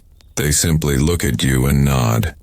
You sit by the stream and scrub your hands raw. The patches are worse now. Some have cracked. Your left eye itches constantly. You begin to cough, though you're never sure if it's from the sickness or from the wet in the air. Your companions, Giles and Anna, live simply. They fish, they trap birds, they grow herbs in little woven baskets of dirt. They pray at dawn and dusk. They never complain. You are not sure whether to be grateful or terrified. There is no cure for what you have. Not in the village, not in the cities, not even in the great halls of medicine or learning. You've heard rumors of monks who try strange remedies. Boiling oils, dried toads, even bloodletting under moonlight. But most who are sent away with spots never return cured, only colder. Still, you are not dead. That first winter is the worst. The food runs thin by December. Your hands bleed from the cold and your bell freezes to the hook where it hangs by your bed. You begin to see things in the trees, figures watching, or memories that won't stay still. One night Giles dies in his sleep. Anna weeps and you help her bury him near the stream. You place a small stone cross over the mound. You don't mark his name. There's no point. No one comes here. No one will ever ask. The days pass slowly after that. You begin carving wood to pass the time. Rough shapes mostly. One day you carve a little bird and leave it on a rock near the path. 2 days later it's gone. You leave another and another. Then, one morning you find a crust of bread on the same rock. Soft. Still warm. You look down the path, but there's no one there. You begin to hope again. You start writing using charcoal and scrap wood. Simple letters learned long ago from the priest. You scratch down prayers, then stories. Some about your old life, some invented, some about saints who never gave up. Even when their bodies failed, you wonder if anyone will ever read them. One morning, Anna is gone. Her bed is cold. You search the woods, ringing your bell with every step. You find her body by the river. Her face is peaceful. Her hands folded as if she simply stopped walking. You bury her beside Giles. You are alone now, completely. Months pass. One morning, while gathering nettles, you hear a noise. Footsteps. You freeze. Ring your bell 3 times. Hard and loud. A boy appears through the trees. Young, thin. He stops 10 paces from you. Holds up a hand. "I'm not afraid," he says. You don't know what to say. He sets a bundle on the ground. Cloth, sealed with wax, then runs. Inside is a letter. The script is rough but readable. You carved a fox. I liked it. My mother says you were once our neighbor. She prays for you. So do I. I'm sorry you're alone. I wanted you to know that you're not forgotten. You read it 5 times. That night you carve another figure, a fox standing tall. You place it on the rock. It is gone by dawn. By spring, others begin to leave offerings. A small candle, a bit of honeycomb, a book of psalms. Someone begins bringing salt wrapped in leaves. You never see who they are, but you ring your bell now, not to warn them, but to thank them. You remain sick. You cannot return, but you are no longer unseen, and in this strange, quiet world, that is something. You begin carving again, this time not just animals, but symbols, bells, crosses, faces. Each one a prayer, a record, a life still lived, in exile, but not erased, and you begin to wonder, can faith survive not in healing, but in the act of being remembered? Time becomes a different creature when you are forgotten by the world. The days no longer count themselves in work or worship bells. There are no feast days here, no Lent, no Michaelmas. You do not attend Mass. You are not given ashes or bread or wine. You are not expected to confess. You are no longer part of the body of the church, at least not in any visible, living way. Instead, you measure time in shadows, in the regrowth of nettles, in the appearance of cloud shapes above the forest, in the number of wooden carvings that now line your shelf. 12. No, 13. You carve one more. A fish. The sickness continues its quiet work. The white patches spread, mostly along your chest and legs. One foot has become stiff and numb. Sometimes you trip when walking downhill. Your fingers tremble now when you carve, but you do not stop.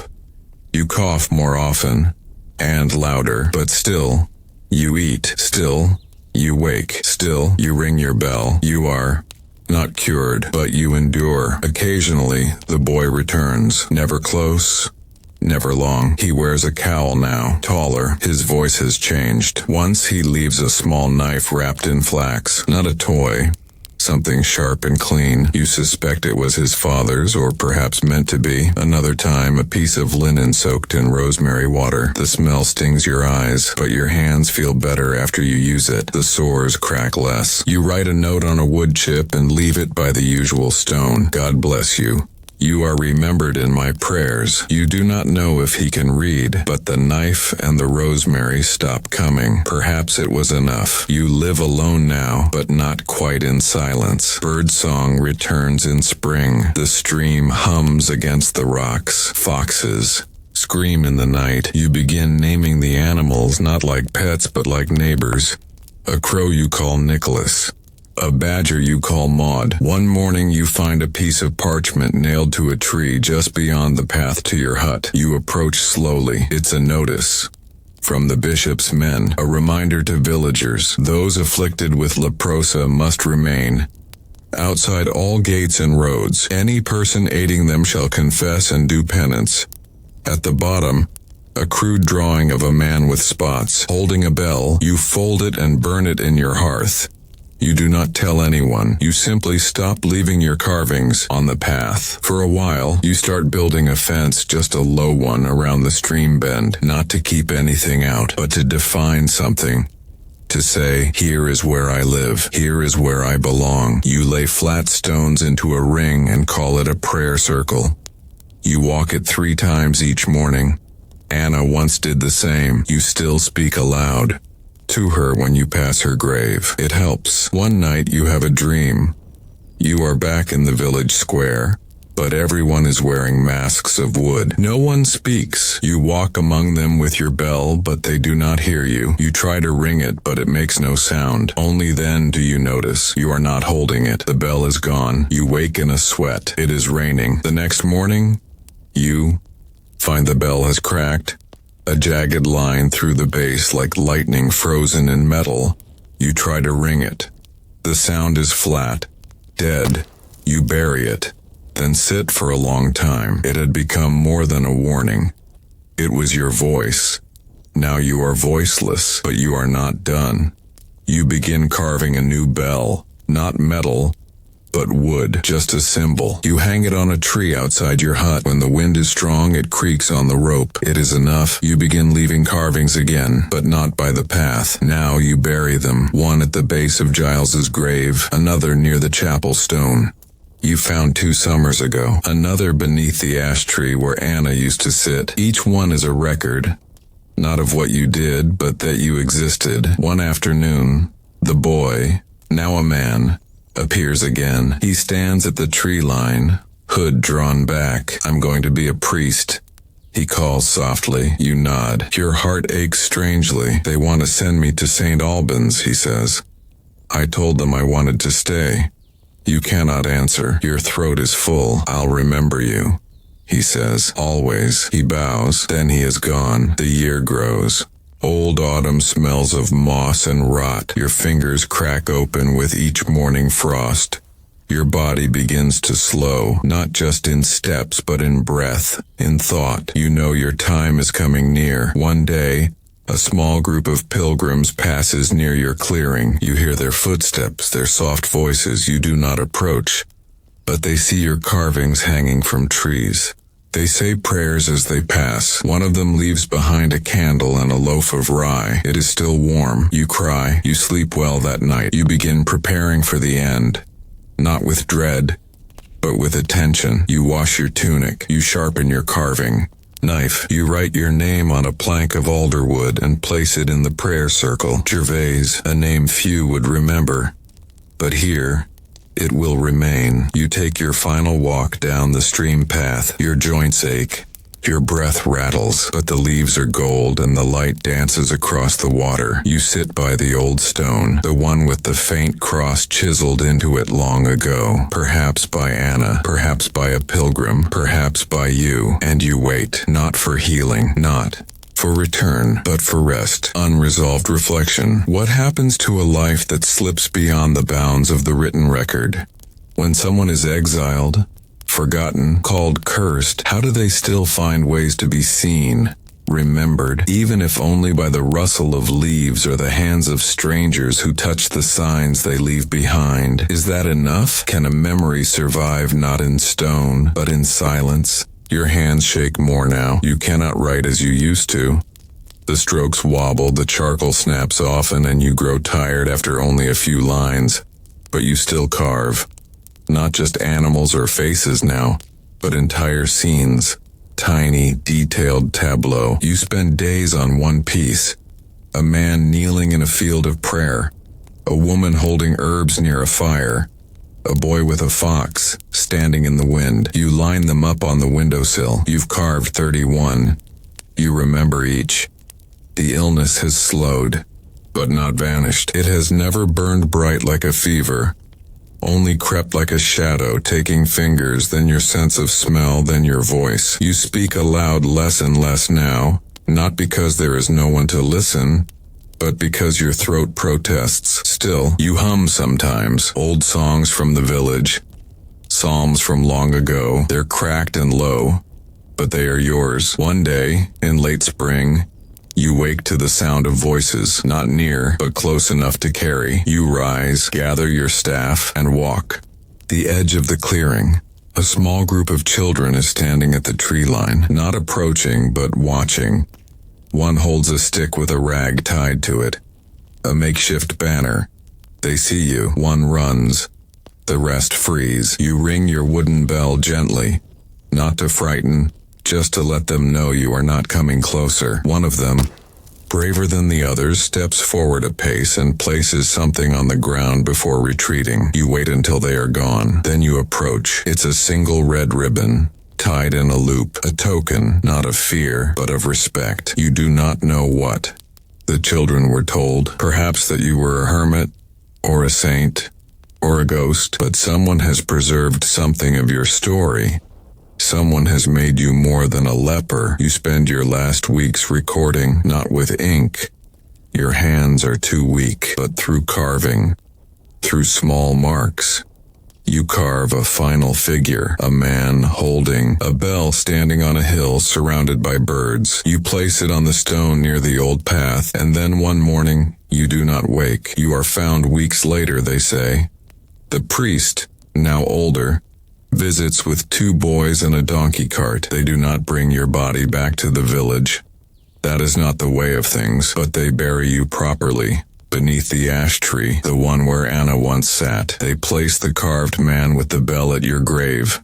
And a ribbon, red. Years pass. The disease continues to appear now and again in different places. Some fear it, others pretend it doesn't exist. The sufferers are still driven out, still feared, but in your forest the memory lingers. Children walk the path in spring and leave flowers. Sometimes the elderly speak of the carver, the quiet one, the man who rang no bell but still made himself heard. His hut is gone now, swallowed by moss and time.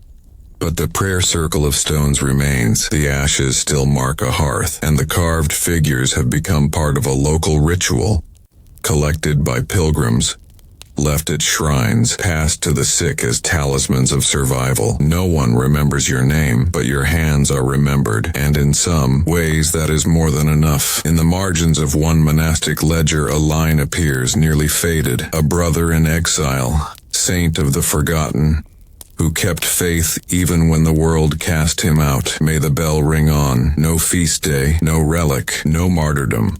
Just a line. And yet, how many others never received even that? Final reflection. What does it mean to live a life that history forgets to write down? For the sick, the outcast, the invisible, How do they make their mark when the only record is silence? Perhaps it is not the loudest stories that last the longest. Perhaps it is the quiet acts of endurance, of care, of creation that truly survive. Even a carved bird left on a stone, even a cracked bell hung in the trees, even a name no one says aloud still matters. You are awake before the sun. Always. The thatch roof above your head drips from last night's storm, and the cold creeps down through the cracks in the timber. The hearth fire has long since died. Your breath shows in the air. You are called Walter, or maybe Edith, or Elfric. It does not matter much. In this village, on this land, you are villain. One of the unfree, tied to the manor, born into labor. You belong to Lord Ernest of Stoke, a name you rarely hear, and a man you never see, except once a year when he visits to collect his dues and impress the sheriff with his hunting hounds. But even in his absence, you feel him. Every time you push a plowshare into the soil, every time you kneel beside the millstone, every time you hand over 2/3 of your barley to the reeve, who keeps the manor's tally stick tucked in his belt like a sword. Feudalism isn't a word you know, but you feel its weight in your back. The sun rises slow, dim behind clouds. It will rain again by noon. You dress in wool that smells faintly of mildew. You lace up your boots with twine, already frayed. You take your sickle and shoulder the basket. The grain must be brought to the mill. There is a rhythm to it. This life, not comfort, but routine. You harvest your allotted strips of land in the common fields, long narrow pieces called celians, carved out like ribs across the valley. You don't own them. The land is the Lord's, but you have the right to work them and the obligation to give much of what you grow in return. There is no choice in the matter. You harvest, you tithe, you wait, then you begin again. The grain, mostly barley and rye, not much wheat, must be ground at the manor's mill. Always the manor's mill. It is illegal to grind it yourself. The miller takes his portion, known as multure, a handful from every sack, a few ounces here and there, enough to feed his chickens and patch his cloak. You resent it. Everyone does. But you go. The path to the mill is muddy today, strewn with broken stalks from the last storm. The stream beside it runs heavy and brown. You can hear the creak of the water wheel before you see the building. Stone, low-roofed, half-covered in moss. The smell is familiar. Damp grain, oiled wood, mouse droppings, sweat. Inside, the miller is already at work. His hands white with flour, his face streaked with it like war paint. His hair is pulled back with a bit of leather cord. He doesn't greet you, just points to the weight scales. You hoist your sack. He nods, grunts, measures the multure with a practiced flick of his hand. You say nothing. He says nothing. You sit and wait as the stones begin to turn. Grinding takes time. Not just the spinning of the great round stones, but the sifting, the catching, the weighing. The wheel must be checked constantly. Too much speed, and it could crack. Too little, and the grain burns. You are not allowed to help. The manor protects its monopoly. There are whispers in other villages of men who tried to grind their own grain with hand querns, who were fined, whipped, or worse. One woman, they say, was accused of theft for using river stones to mash her barley. Her mill was torn down. She was placed in the stocks. The grain must go to the Lord's mill, even if it feeds the Lord more than you. You pass the hours watching. A spider weaves a web in the corner beam. A mouse steals a kernel and disappears through a crack in the stonework. The wheel turns. Water slaps against the paddles. The miller hums under his breath. Something old, tuneless. You wonder how much he earns. Not much more than you, surely. But he does not work the fields. His fingers are calloused but not cracked from frost. His back is hunched from lifting sacks but not from bending over crops for hours on end. He is unfree too, yet he is different. Closer to power, closer to the green. By midday your flour is ready. You gather the sacks, now lighter, though not enough to feel like a fair trade. The multure has been taken. The scales do not lie, but they also do not weep. The miller nods again. That is his farewell. You turn and leave, back into the wet light, back toward the manor. The manor is not a castle. Castles are for kings. Your Lord's manor is more like a great house. Timber-framed, wattle and daub walls, a steep roof and a carved door with iron studs. A small hall with a hearth where stewards sit. A storeroom where the grain dues are counted. A pen where pigs are weighed and geese are kept for Michaelmas. You enter through the side. The reeve is waiting. He is a fellow villain, but given authority. He wears a belt with keys, a token of trust from the Lord. He checks your name against his tally. He takes your second sack of flour and marks it with a cross. You bow your head. You are dismissed. There is a bitterness to giving up what you grew, not because you begrudge the harvest, but because you know how little of it will return to you. Some of the flour will go to the Lord's household, some to the church, some to the soldiers, the guests. The feast table you will never see. Your share, what remains, is what your family must stretch across months, and there are hungry seasons ahead. You return to your cottage in silence. The sun is low, the fields are quiet. A few figures move along the hedgerows, gathering firewood, checking traps, hunting mushrooms. You recognize them all. Everyone here knows everyone else. No secrets in a manor village, but few comforts either. At home you stir a thin porridge with what is left of last week's flour. It is not much. Your children, if you have any, eat first, then your spouse, then you. You scrape the pot. You mop the bowl with crusts. You sleep with a hollow in your belly, and dream of grain that belongs to no one. You remember the stories your grandfather told, of times when the harvest failed, when bread was made with tree bark and acorns, when the Lord took more to feed his guests and the village went hungry. You remember the tales of rebellion, small, quiet defiance, a stolen sheaf, a hidden sack of barley, the thrill of grinding just enough for yourself in secret, but always the same end. Caught, fined, named criminal. The law does not change with hunger. You light a candle and sit at the hearth. You think of what you have built, not with bricks or gold, but with hands and time. The field rose you carved, the roof you patched each spring, the child you named after your mother, now asleep on a mat of straw. Is that enough? Is survival in this system a kind of rebellion? You don't know, but you know this. Tomorrow the cycle begins again. You will rise before the sun. You will carry the grain. You will bow your head. And still, you will find a way to endure. Unresolved. Reflection. What does it mean to live in a world where ownership is an illusion? Where you touch the earth every day, but it is never truly yours? Is it submission, or is there strength in persistence? In feeding your family from hands that history forgets? What lingers longer? Power or the quiet legacy of toil? The seasons turn as they always do, and you turn with them. Now it is late autumn, edging toward winter. The air bites more sharply.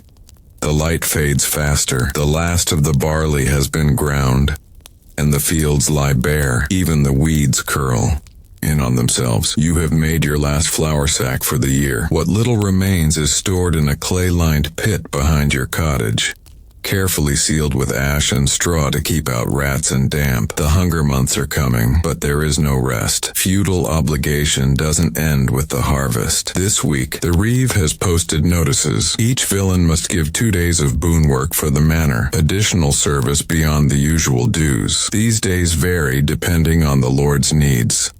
Sometimes it's digging ditches, sometimes fencing new paddocks. This week it's hauling timber from the woods to repair the manor hall roof. You do not get paid. You cannot refuse. Even if you did, the consequences would be worse than fatigue, fines, denial of field access, or forced labor on worse terms, and so you shoulder the yoke and head toward the woods. The forest in autumn is quieter than the village. It smells of damp leaves, bark, and cold. You pass the charcoal burners. Hutty's already banked his last mound for the season, a sign of the turning year. You are not alone today. A dozen other villagers are with you, men and women, young and old.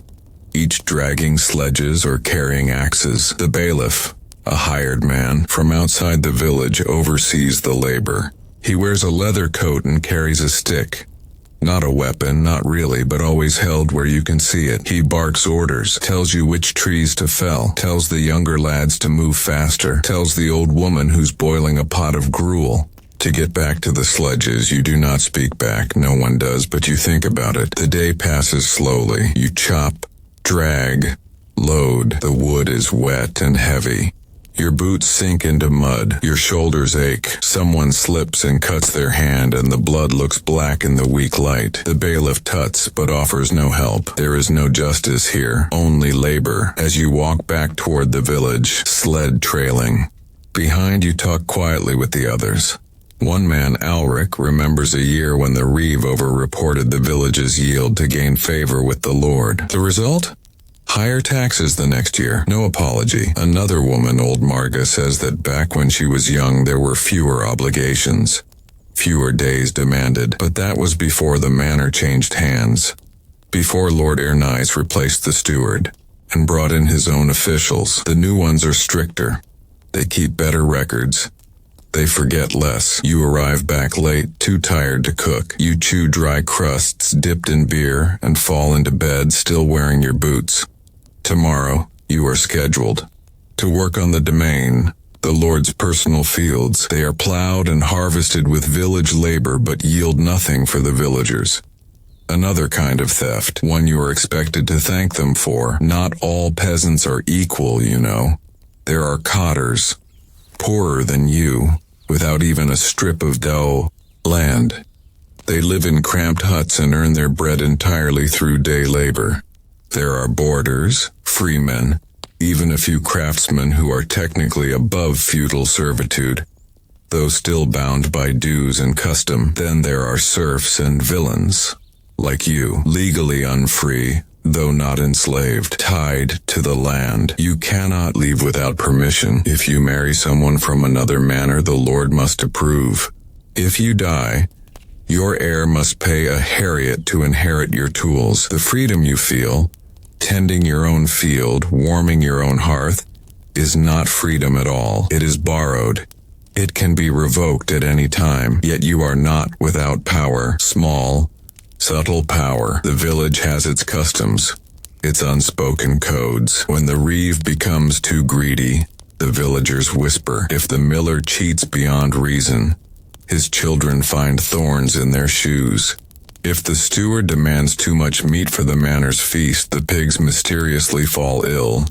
It is not rebellion, it is negotiation, carried out with silence, glances, broken tools, and forgotten bundles. History may not record it, but it keeps you alive. On Sunday you attend Mass. The priest is old and mostly blind. He reads the Latin from memory. You do not understand the words, but you know when to kneel, when to rise, when to cross yourself. Afterward, he gives a short homily in the village tongue. He speaks of humility, of suffering, of reward in heaven for those who bear their burdens. On earth, some believe him, some do not, but you all bow just the same. The church is as much a part of the manor as the fields. It holds power even if it offers no bread. You give your penny for the poor box, knowing it may not reach them, but that's not the point. The point is ritual. The point is survival. The village is small, only 30 households. Every life is woven into every other. When you are sick, neighbors bring broth. When your roof sags, others help patch it. When a child is born, the whole village gathers. You do not choose your kin, but they are your world, and in that world, even in toil, there is solidarity. You think sometimes about what would happen if you left. If you vanished into the woods, if you walked the old Roman road and found a town or monastery where your name meant nothing. It is a tempting thought, but dangerous. Outside the manor, you are no one. You carry no writ, no trade, no coin, and in the eyes of the law, you are someone else's property. To be caught is to be dragged back. To run is to risk death. So you stay, you endure, you wait for better weather. You hope your child marries well. You pray for a good harvest and you do your duty. even if it breaks you, still. You do not forget the injustice, you do not forget the weight of the millstone, the empty sack, the cracked hands. You do not forget the bailiff's sneer or the Lord's absence. You carry it, not as bitterness, but as knowledge. Truth passed down with the seed corn and the firewood. This world is not built for you, but you live in it anyway, and that is its own kind of defiance. Unresolved reflection. In a world where even your body is not fully your own, where your labor, your land, and your breath are owed to another. Can identity exist apart from ownership?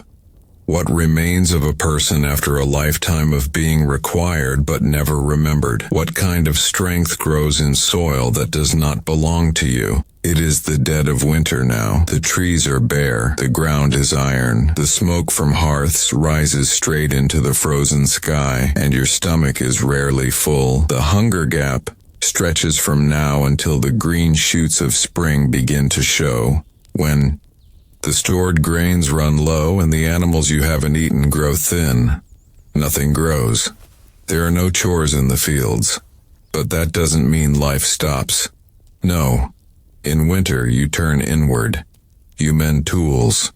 You patch walls, you twist straw into rope and repair harnesses, and you count the sacks of grain again and again, hoping they'll last one more week than they probably will. You drink thinner ale, you slice bread carefully, you save the last of the onions, knowing there will be none before May, and still the dues are owed. Even now the Lord's steward sends the reeve door to collect what is his, a portion of the stored grain, the salted meat, the dried peas, firewood if you have it, candles if you're fortunate. The church also demands its tithe. You give what you must and hide what you can. A buried crock. A sack hung behind the chimney. Everyone does it. It is not disobedience. It is necessity. Too much honesty can starve you, and still you pray. When the snow falls, it brings silence. You wake to a village blanketed in white, the thatch of your roof sagging under its weight, the well crusted with ice. The hens have stopped laying. The pigs grunt listlessly under burlap sacking. There is little to do except wait. The children huddle close to the fire. You tell stories. To pass the time, old tales of forest spirits and Roman ghosts and saints who walked across ice. No one believes them, not really, but the rhythm of words warms you, like bread for the mind. On Sundays you trudge to church through snowdrifts. The interior is cold, stone-walled and dim. Your breath fogs the air. The candles sputter. The priest delivers his sermon in the same rasping voice, repeating the same promises, that those who suffer here shall be rewarded in heaven, that patience is a virtue, that obedience is grace. You mouth the prayers, you cross yourself, and you think of your neighbor's child who died last week of the coughing sickness. He was 6. He had never disobeyed anyone. By midwinter the manor is quiet. The bailiff stays indoors. The steward rides less frequently. The reeve, too, walks with a limp after slipping on the ice. You think this is fair, or perhaps you don't, but it is what it is. One of the cotters, Toma, loses his roof to a storm. The village gathers to patch it. No one says anything about it being his fault. No one asks who will repay the favor. It doesn't matter. It is what people do. Then slowly, the ice begins to melt, drips from the eaves, the soil turns soft again. The geese return. You can feel it in your bones. The change. It's nearly spring, and with it comes the plowing. The plow is the heart of the manor. You and your neighbors share a team of oxen. They are slow and ornery, but strong. Each morning you take turns in the long open fields, breaking the earth that will grow this year's crop. The strip fields stretch out like a ribboned patchwork. Long, narrow lines of tilled land, each assigned to a different family. Yours is toward the edge, near the woods. Stonier soil, a bit damper, but manageable. You walk behind the plow, the handles chafing your hands. Your boots suck into the mud. The oxen grunt. One step. Another. You lose time this way. Hours slip by as if in a dream. This land does not belong to you, but your care for it does. You know its moods. where the shade falls longest, which furrow floods in a storm, where the worms cluster. You listen to it, you watch the sky.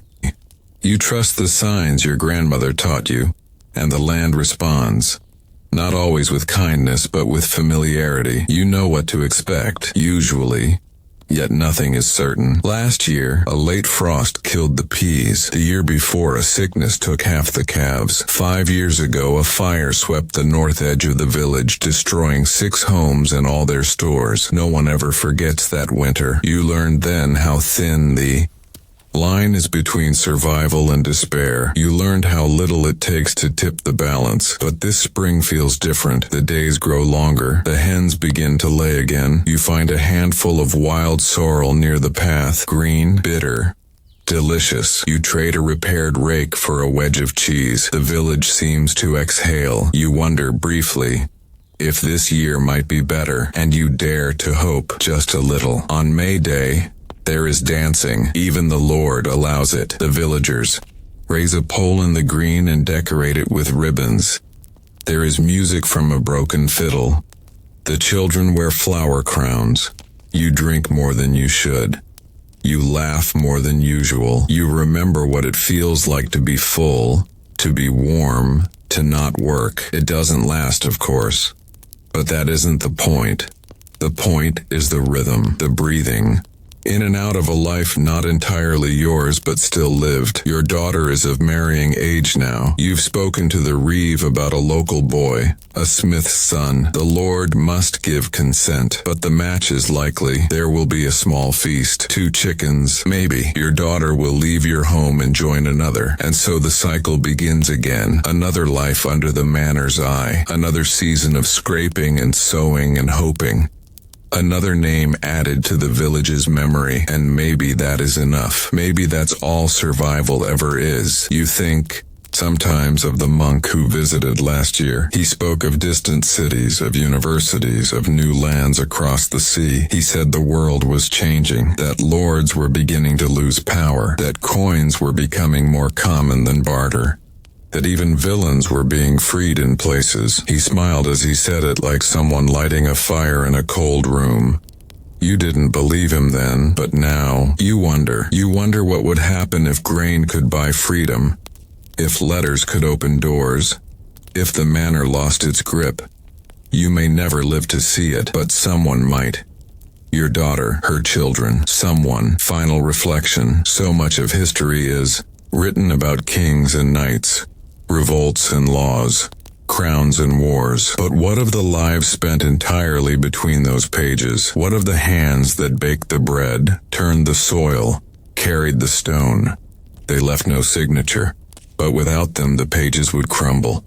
Every field plowed, every sack lifted, every child raised in the shadows of the manor, each was an act of quiet resilience, and in that silence, history breathes. End of story 5. The millstone and the manor. Grain, grit, and the burden of feudal life. You sit in silence. The only sound is the soft scrape of quill on parchment. A flicker of wind nudges the candle beside you, and the flame gutters low before settling again. Wax pools quietly at the base, hardening against a carved wooden holder, already thick with past drippings.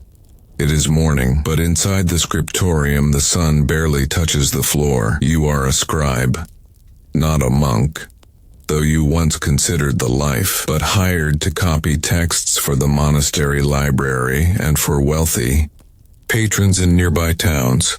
You learned your letters young, taught by a wandering tutor employed briefly by your father's lord. You showed promise and were sent to the priory at 14. Now more than a decade later you can read, write, and even illuminate in Latin, French, and a bit of Old English. You are literate in a world where nearly no one is. But literacy does not mean luxury. Far from it. You rise before dawn. You sleep in a small chamber above the cloister's bakery, warm in winter, insufferably hot in summer. Your hands are always stained with ink. You eat what the monks eat: bread, dried fish, boiled greens, no meat, no wine unless the abbot grants it. You work 6 days out of 7. Your pay is modest. Your back aches always, but there is something about the work that holds you, the stillness, the order, the sense that somehow your labor matters, even if your name is never written in any of the books you copy. The scriptorium is a plain room, narrow windows high on the wall. A crucifix hangs in one corner. Shelves line the walls, filled with codices, some completed, many half-finished. The scent of parchment and dust mixes with that of candle wax and old glue. Each desk is narrow, slanted, and worn smooth by years of elbows and restless hands. At your station lies your current commission, a Latin copy of Boethius's Consolation, of philosophy, 120 leaves of calfskin, 2 columns per page, hundreds of thousands of letters. Each one shaped by hand, each one a chance for error. You dip your quill, not too deep. You touch the parchment, not too firm. Too little pressure, and the ink skips. Too much, and the parchment buckles, tears, or bleeds. Every mistake means sanding the page, scraping it with a knife, or starting over. Mistakes cost not only time, but coin. If the parchment is ruined, you know monks who have wept over a smudge, and others who simply sigh and write scribiter hoc in sudor vultus mei in the margin. I write this in the sweat of my brow. You've done both. The text you copy today is philosophical, heavy, dense, yet oddly comforting. Boethius wrote it while imprisoned, awaiting execution. He sought comfort in reason, in divine order, in the belief that fortune is a wheel, turning endlessly, lifting some, crushing others, never still. You've copied the line many times. Nunc fluens facit tempus, nunc permanens facit eternitatem. Now the flowing makes time, now the abiding makes eternity. You do not claim to understand it fully, but you feel it, in your fingers, in the hours, in the candles burned down to nubs. Some days, you work on illuminations, gold leaf, pigments ground from minerals, insects, even wine dregs. You paint saints with serene faces, halos bright as the sun, robes dyed in lapis and vermilion. You do not know their histories, only that they are meant to comfort. You wonder sometimes whether anyone will ever look at them, whether the wealthy merchant who commissioned this book of ours will pause long enough to see the squirrel in the margin, or the smile hidden in the corner of an angel's eye. Whether it matters, whether it ever mattered. Most scribes never write their own thoughts. You copy, you replicate, you preserve, and yet, sometimes, in the margins, you write a single line, nothing important. The snow is heavy today. I have a toothache. Lord grant me patience. You hope foolishly perhaps that some reader centuries hence will notice, that they will hear your voice across time, faint but alive, that they will know you were here. The work is precise, slow. You measure lines with thread. You prick guides with awls. You rule each page before you begin, and then each column, and only then do you put quill to skin. Everything is layered. Parchment, ink, meaning. And beneath it all, patience. More than anything, scribes are paid in hours. Some days, visiting monks bring new texts to be copied.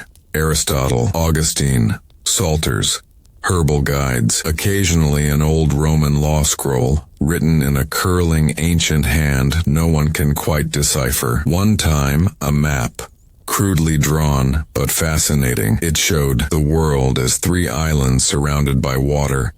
Asia, Europe, Africa. At the center, Jerusalem. Beyond them, sea monsters, winds. The edge of God's design. You stared at it longer than you should have. It made you want to leave, to find the edges, to see if the parchment lied, but you stay. Of course you stay. Where would you go? You are a servant of letters in a world that does not yet need them. You are a keeper of order in a time that prefers chaos. You are invisible, and yet indispensable. Without you, the world's knowledge fades. Without you, books crumble. Without you, nothing remains. And that is your secret. your power. Though no one calls your name, though no one sees your hand, your letters shape belief. Your labor gives voice to saints, kings, poets, and philosophers. You are the unseen bridge across generations. You are not important, but your work is, and in that you find peace, unresolved reflection. When the world forgets the hands that held the pen, does the writing still carry the soul of the scribe, or is every copy a quiet death of the original? Who remembers the ones who wrote for memory's sake? Outside, the seasons change. Inside, they rarely matter. Whether it is Lent or feast, frost or flood, you continue to write. The scriptorium stays cold even in summer and damp even in drought. You dress in layers regardless. Thick wool, a worn hood, fingers always stiff, eyes always strained. Time bends strangely when measured in books. You could measure your life by completed volumes, 3 Gospels, 2 Psalters, a full Roman Missal, a Latin-French glossary, 2 copies of De Civitate, a badly translated herbal, mostly nonsense, half a life of letters.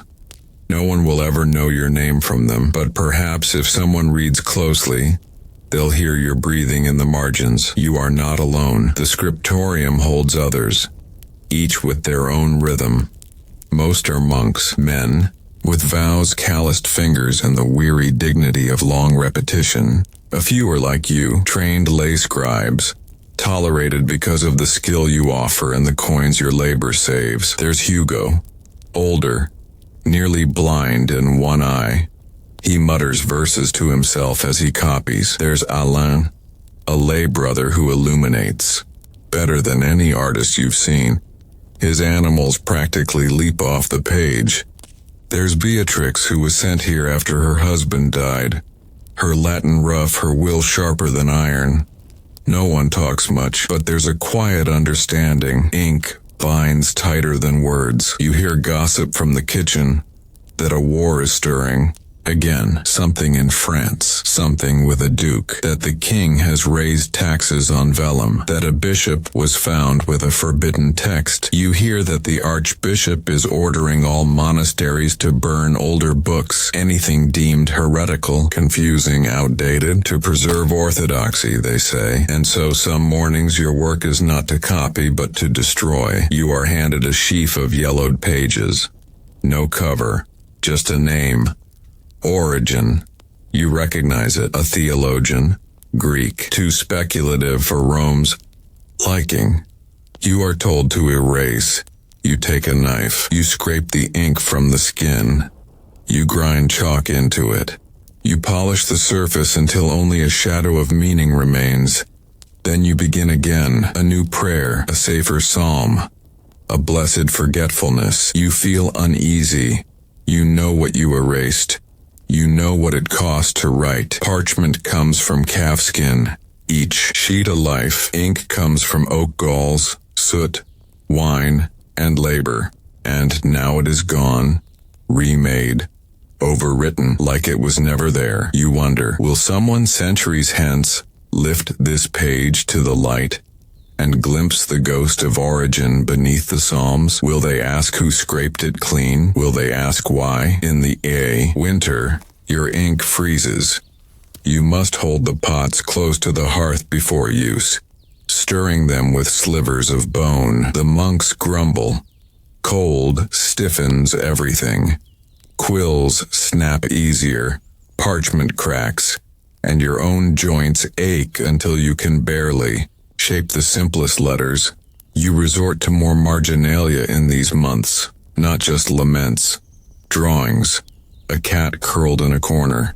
A man chasing a goose. A smiling face peeking from behind a capital Q. These are not distractions. They are survival, a kind of silent rebellion. Some monks frown at this. Father Reginald, the elder librarian, believes the word of God deserves no distractions. He once tore a page of Alain's work, furious that a golden bear had been painted into the Genesis border. Idolatry, he hissed, but you noticed later, when no one else was looking, that he kept the bear in his desk drawer. You saw him take it out once, smiling. Even stern men need warmth. There is a rumor that the French king is building a library, real one, Not a scriptorium, but something else entirely. A house where books are bought and sold, stored in rows, organized by language, subject, even region, where you don't need permission to read, where laymen might access texts once reserved for clerics. Some say it's madness. Others say it's the future. You wonder what it would be like to walk into a building and choose a book, rather than wait to be told which one to copy. To see many books, side by side, not chained to desks, not wrapped in cloth, but open living. You try not to want it too much. One day a messenger arrives from the bishop's house. He brings a strange book, foreign, bound in wood and brass. The text is cramped and almost too regular. The letters lack the gentle variation of a scribe's hand. You frown. It looks wrong. You flip through it. Strange spacing, sharp lines, a mechanical beauty. No ink bleeds. No letters falter. You learn later that this is a printed book from the continent, made by a press. You've heard whispers of such machines. Movable type, wooden letters dipped in ink, pressed onto paper by weight and leverage, faster than any scribe, cheaper, uniform, a marvel, a threat. You touch the page again, uncertain. It is perfect and soulless. There is no margin art. No subtle variations in pressure, no signs of fatigue, hunger, or quiet joy. It is only the words, no one behind them. You do not know whether to be amazed or afraid. Beatrix speaks plainly. This will end us. You want to argue that books will still need copyists, that the church will never abandon hand-copied beauty, that people will still cherish a well-drawn illumination, the breath of a real quill on real skin. But in your heart, you feel the truth of her words. Something is changing, and not slowly. Still, you return to your station. You dip your quill. You copy the next line from Augustine. Veritas habitat in corde hominis. Truth dwells in the heart of man. And you wonder what truths will be forgotten when the margins go silent. Unresolved reflection. If machines can write the word, what place is left for the hands that once shaped faith letter by letter? Can meaning survive without the touch of the one who wrote it?